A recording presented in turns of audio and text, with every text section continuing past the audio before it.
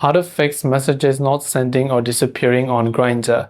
Hey everyone, welcome to our channel. In this video, we're going to learn how we can fix if our messages are not sending and if it is disappearing on Grindr. So without any further ado and delay, let's get started with today's video.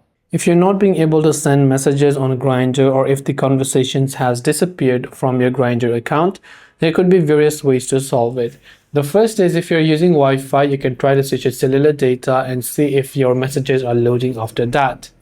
If it's still not loading, what you can do is long press the Grindr app icon, tap on the eye icon to come to the app info page.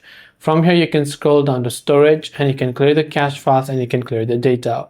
If you're still not being able to load the conversations and if the conversations are disappearing, it could be that the other person has unmatched you. So if they've unmatched you, or either sometimes they might have also deactivated or deleted their account, which is why you're not seeing the conversations any longer.